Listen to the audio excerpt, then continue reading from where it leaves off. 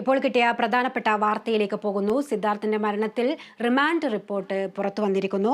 Men's ഹോസ്റ്റലിൽ അലിഖിത നിയമം എന്ന് റിമാൻഡ് റിപ്പോർട്ടിൽ പറഞ്ഞിരിക്കുന്നു. പെൺകുട്ടിയുടെ പരാതി ഒത്തുതീർപ്പാക്കാനാണ് സിദ്ധാർത്ഥനെ വിളിച്ചു വരുത്തിയാണ് ക്രൂരമായി മർദ്ദിച്ചതെന്നും റിമാൻഡ് റിപ്പോർട്ടിൽ പറയുന്നുണ്ട്. ഇതിന്റെ കൂടുതൽ വിശദാംശങ്ങൾ നൽകാൻ നിതിൻ പ്രഭാകരൻ നമ്മളോടൊപ്പം ചേരുന്നുണ്ട്. നിതിൻ, ഇപ്പോൾ മരണത്തിൽ റിമാൻഡ് റിപ്പോർട്ട് പുറത്തു വന്നിരിക്കുന്നു.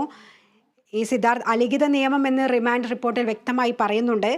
അതുപോലെ തന്നെ വിളിച്ചു വരുത്തിയാണ് ക്രൂരമായുള്ള മർദ്ദനം ഉണ്ടായതെന്നും പറയുന്നു. എന്തൊക്കെയാണ് ഈ റിമാൻഡ് റിപ്പോർട്ടിൽ വ്യക്തമാക്കുന്നത്?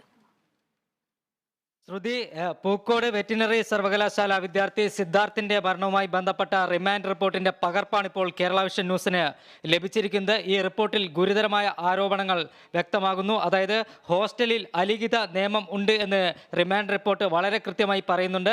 അതോടൊപ്പം തന്നെ ഈ അലിഖിത നിയമം അനുസരിച്ച് പെൺകുട്ടിയുടെ പരാതി ഒത്തുതീർപ്പാക്കാൻ സിദ്ധാർത്ഥിനെ കോളേജിലേക്ക് വിളിച്ചു വരുത്തുകയായിരുന്നു. തിരുവനന്തപുരം നെടുമങ്ങാട്ടേക്കുള്ള വീട്ടിലേക്കുള്ള യാത്രാമധ്യേ എറണാകുളത്ത് നിന്നും സിദ്ധാർത്ഥൻ വീണ്ടും കോളേജിലേക്ക് മടങ്ങി എത്തിയെന്ന് റിമാൻഡ് റിപ്പോർട്ട് വ്യക്തമാക്കുന്നു. അതോടൊപ്പം തന്നെ ഈ കേസിലെ പ്രതിയായ രഹാന്റെ ഫോണിൽ നിന്ന് ഡാനിഷ് എന്ന് പറയുന്ന ഈ കേസിലെ മറ്റൊരു പ്രതിയാണ് സിദ്ധാർത്ഥിനെ വിളിച്ചു വരുത്തിയത്. തിരികെ ഹോസ്റ്റലിലെത്തിയ സിദ്ധാർത്ഥിനെ പ്രതികൾ ക്രൂരമായി മർദ്ദിച്ചുവെന്നും റിമാൻഡ് റിപ്പോർട്ടിൽ വ്യക്തമാക്കുന്നു. കൊലപാതക സാധ്യതയെപ്പറ്റി പരിശോധിക്കേണ്ടതുണ്ടെന്നും ജാമ്യം അനുവദിക്കരുതെന്നും റിമാൻഡ് റിപ്പോർട്ടിൽ അന്വേഷണ സംഘം പറയുന്നുണ്ട്. പ്രതികൾ ചെയ്ത കുറ്റങ്ങൾ വിശദീകരിച്ചാണ് റിമാൻഡ് റിപ്പോർട്ട് തയ്യാറാക്കിയിരിക്കുന്നത്.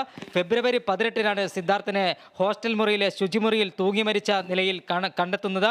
ഇതിനു മുൻപ് അടിവസ്ത്രം മാത്രം ധരിപ്പിച്ച് ബെൽറ്റ് ഉപയോഗിച്ച് അതിക്രൂരമായി സിദ്ധാർത്ഥിനെ മർദ്ദിച്ചിട്ടുണ്ടെന്നും റിമാൻഡ് റിപ്പോർട്ട് വ്യക്തമാക്കുന്നുണ്ട്. അതുകൊണ്ട് തന്നെയാണ് ഇത് കൊലപാതകത്തിലേക്കുള്ള സാധ്യത കൂടി പരിശോധിക്കണമെന്ന് അന്വേഷണ സംഘം പറഞ്ഞിരിക്കുന്നത്. പ്രതികൾ ആത്മഹത്യയിലേക്ക് സിദ്ധാർത്ഥിനെ എത്തിച്ചുവെന്ന് റിമാൻഡ് റിപ്പോർട്ട് വ്യക്തമാക്കുന്നു. സഹപാഠിയോട് അപമര്യാദയായി പെരുമാറിയെന്ന് ആരോപിച്ചായിരുന്നു മർദ്ദനം. ഫെബ്രുവരി 15-ന് വീട്ടിലേക്ക് മടങ്ങിയ സിദ്ധാർത്ഥിനെ കോളേജിലേക്ക് തിരികെ വന്നില്ലെങ്കിൽ പോലീസ് കേസാവുമെന്നും ഇത് ഒത്തുതീർപ്പാക്കണമെന്നും പറഞ്ഞാണ് വിളിച്ചു വരുത്തിയത്. ഇത് പ്രകാരം ഫെബ്രുവരി 16-ന് രാവിലെ സിദ്ധാർത്ഥൻ തിരികെ കോളേജിലെത്തി.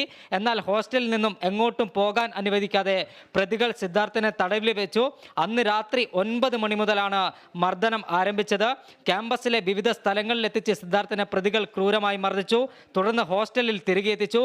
21-ാം നമ്പർ മുറിയിൽ വെച്ച് മർദ്ദനം തുടർന്നതായും റിമാൻഡ് റിപ്പോർട്ട് വ്യക്തമാക്കുന്നു. പിന്നീട് ഹോസ്റ്റലിന്റെ നടുമുറ്റത്തെത്തിച്ചു. വിവസ്ത്രനാക്കിയ ശേഷം അടിവസ്ത്രം മാത്രം ധരിപ്പിച്ച് പ്രതികൾ ബെൽറ്റ്, കേബിൾ വയർ തുടങ്ങിയ ഉപയോഗിച്ചാണ് ഈ മർദ്ദനം നടത്തിയത്. അതോടൊപ്പം തന്നെ പുലർച്ചെ 2 മണി, അതായത് 17-ന് പുലർച്ചെ 2 മണി വരെ മർദ്ദനം തുടർന്നു. മരണമല്ലാതെ മറ്റൊരു സാഹചര്യമില്ലാത്ത നിലയിലേക്ക് പ്രതികൾ കാര്യങ്ങൾ എത്തിച്ചുവെന്നും ഈ റിമാൻഡ് റിപ്പോർട്ടിൽ പറയുന്നുണ്ട്. കൂടാതെ പ്രതികൾക്ക് ജാമ്യം നൽകരുതെന്ന് ആവശ്യപ്പെട്ടാണ് ഈ റിമാൻഡ് റിപ്പോർട്ട് കോടതിയിൽ സമർപ്പിച്ചിരിക്കുന്നത് എന്നതാണ് ഏറ്റവും ശ്രദ്ധേയമായ കാര്യം. ഈ റിമാൻഡ് റിപ്പോർട്ടിൻ്റെ പകർപ്പ് ഇപ്പോൾ പുറത്തു വരുമ്പോൾ പഴുതടച്ചുള്ള ഒരു അന്വേഷണത്തിലേക്ക് തന്നെയാണ് പോലീസ് ഉദ്യോഗസ്ഥർ, ഈ അന്വേഷണ സംഘം നീങ്ങുന്നത് എന്ന് നമുക്ക് വ്യക്തമാക്കാൻ കഴിയുന്നുണ്ട്. പ്രത്യേകിച്ച് കേരളം ഒരുപാട് ചർച്ച ചെയ്ത ഒരു വിഷയമാണ്. ഭരണപക്ഷത്തെ, അതായത് CPM-ന്റെ ഒരു പോഷക സംഘടന എന്ന് വിശേഷിപ്പിക്കാൻ കഴിയുന്ന SFIയുടെ യൂണിയൻ ഭാരവാഹികളും യൂണിറ്റ് ഭാരവാഹികളും ഈ കേസിലെ പ്രതികളായതുകൊണ്ട് തന്നെ കേരളം ഇത് വലിയ രൂപത്തിൽ ചർച്ച ചെയ്തു. പ്രതിപക്ഷ രാഷ്ട്രീയ പാർട്ടികളുടെ നേതൃത്വത്തിൽ ശക്തമായ പ്രതിഷേധമാണ് കേരളത്തിലെമ്പാടും അലയടിച്ചുകൊണ്ടിരിക്കുന്നത്.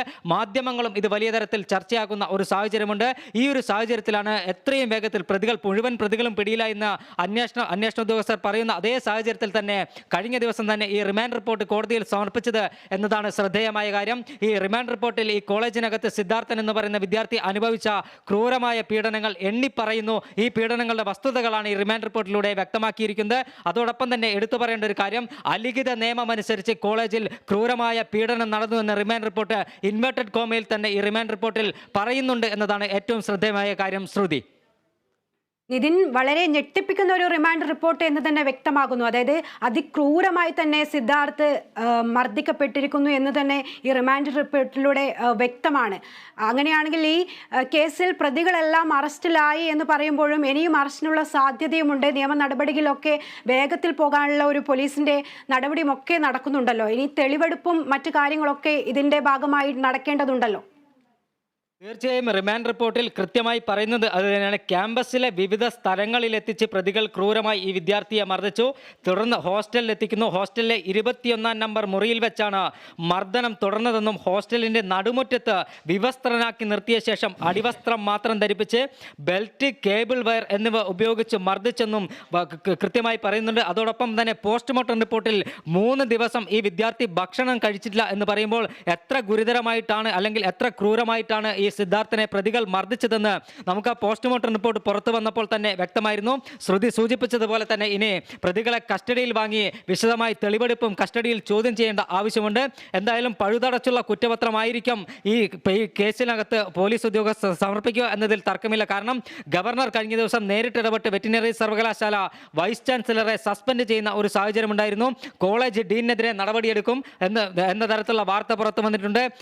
ഈ പ്രോ വി സി ആയ ഈ വെറ്റിനറി കോളേജിന്റെ സർവകലാശാലയുടെ പ്രോ വി സി ആയ മന്ത്രി ചിഞ്ചു റാണി തന്നെ ഈ വിഷയവുമായി ബന്ധപ്പെട്ട് വളരെ കൃത്യമായ അതിക്രമം ക്യാമ്പസിനകത്ത് നടന്നു എന്ന് പറയുന്ന ഒരു സാഹചര്യമുണ്ട്. അതുകൊണ്ട് ശ്രുതി പറഞ്ഞതുപോലെ തന്നെ ഈ പ്രതികളെ വിശദമായി കസ്റ്റഡിയിൽ ചോദ്യം ചെയ്യുന്നുണ്ട്. കൂടാതെ കോളേജിലെത്തിച്ച് തെളിവെടുപ്പ് നടത്തേണ്ടതുണ്ട്. ഈ കോളേജിൽ ഈ വിദ്യാർത്ഥിക്ക് മരിച്ച സിദ്ധാർത്ഥിന് ക്രൂരമായ മർദ്ദനങ്ങൾ ഏറ്റുവാങ്ങിയ 21 നമ്പർ ഹോസ്റ്റൽ മുറി, ക്യാമ്പസിനകത്തെ വിവിധ സ്ഥലങ്ങൾ, പൂക്കോട് വെറ്റിനറി സർവകലാശാല 26 ഏക്കറിൽ പടർന്നു കിടക്കുന്ന ഒരു ക്യാമ്പസാണ്. ഈ ക്യാമ്പസിന്റെ പലയിടത്ത് കൊണ്ടുപോയി ഈ സിദ്ധാർത്ഥിനെ മർദ്ദിച്ചു എന്ന് ഈ റിമാൻഡ് റിപ്പോർട്ട് വ്യക്തമാക്കുന്നു. കൂടാതെ ഹോസ്റ്റലിന്റെ നടുമുറ്റത്ത് വെച്ച് വിവസ്ത്രനാക്കി അടിവസ്ത്രത്തിൽ മാത്രം ഇരുത്തി ക്രൂരമായി കേബിൾ വയറും ബെൽറ്റും ഉപയോഗിച്ച് മർദ്ദിച്ചു എന്നും റിമാൻഡ് റിപ്പോർട്ടിൽ പറയുന്നുണ്ട്. വിശദമായ തെളിവെടുപ്പും കസ്റ്റഡിയിൽ വിശദമായ ചോദ്യം ചെയ്യലും ആവശ്യമുണ്ട്. ഈ കേസിനകത്ത് ഈ സാഹചര്യത്തിൽ ഈ റിമാൻഡ് റിപ്പോർട്ട് പരിശോധിക്കുമ്പോൾ നമുക്ക് മനസ്സിലാക്കാൻ കഴിയുന്നത് കൂടുതൽ പ്രതികൾ അറസ്റ്റിലാവാൻ അല്ലെങ്കിൽ കൂടുതൽ പ്രതികളെ കസ്റ്റഡിയിൽ എടുക്കാനുള്ള ഒരു സാധ്യതയും നമ്മൾ ഇപ്പോൾ കാണുന്നുണ്ട്. ശ്രുതി, വളരെ ഞെട്ടിപ്പിക്കുന്ന റിമാൻഡ് റിപ്പോർട്ടാണ് ഇപ്പോൾ കേരള വിഷൻ പുറത്തുവിട്ടിരിക്കുന്നത്. അതിക്രൂരമായി തന്നെ സിദ്ധാർത്ഥൻ മർദ്ദനത്തിന് ഇരയായി എന്നുള്ളത് വ്യക്തമാക്കുന്ന റിമാൻഡ് റിപ്പോർട്ട് തന്നെയാണ് ഇപ്പോൾ പുറത്തു വന്നിരിക്കുന്നത്. മെൻസ് ഹോസ്റ്റലിൽ അലിഖിത നിയമം എന്ന് റിമാൻഡ് റിപ്പോർട്ടിൽ കൃത്യമായി ചൂണ്ടിക്കാട്ടുന്നുണ്ട്. അലിഖിത നിയമം